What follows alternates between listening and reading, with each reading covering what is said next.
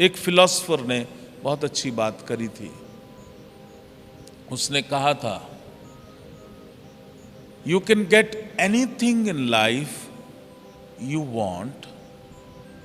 तुम जीवन में जो चाहते हो तुम पा सकते हो, if you help other people to get what they want. अगर तुम और लोगों को सहायता करते हो वो उपलब्ध करवाने में जो वो चाहते हैं प्राप्त करना।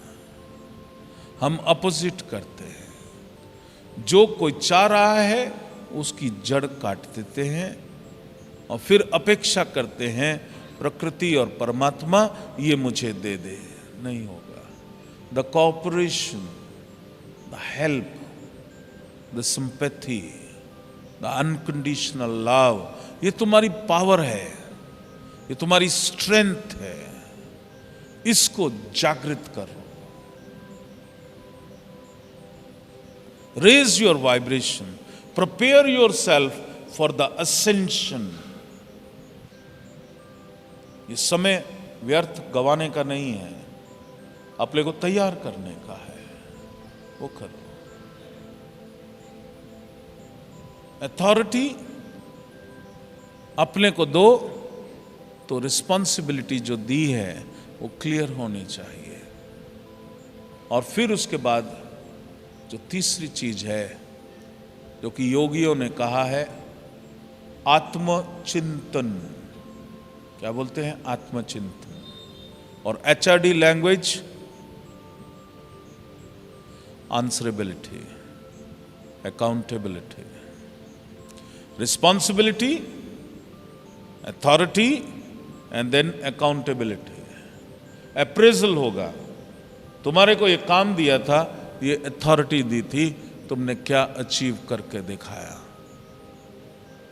अब सबके सामने खड़े होकर तुम्हें अकाउंटेबिलिटी जो है वो देनी होगी।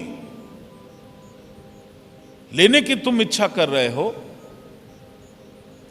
रिस्पॉन्सिबिलिटी लेने की इच्छा कर रहे हो, अथॉरिटी लेने की इच्छा कर रहे हो, सारे रिवार्ड लेने की इच्छा कर रहे हो, सारी प्रशंसाएं करवाने की इच्छा कर रहे हो, सबका प्रेम पाने की इच्छा कर रहे हो, लेकिन दे क्या रहे हो? अकाउंटेबिलिटी।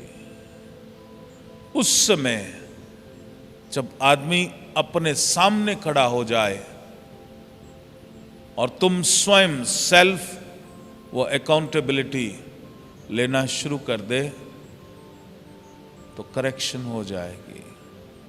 मालूम चल जाएगा कि जो भी मेरे जीवन में घटना हो रही है कोई और दोषी नहीं है। I am 100% responsible for whatever has happened in my life। चाहे वो शरीर अस्वस्थ हो गया हो, चाहे संपन्नता कम हो गई हो, चाहे लोगों ने प्यार करना बंद कर दिया हो, चाहे जीवन में जो चाह रहे थे वो नहीं मिला हो,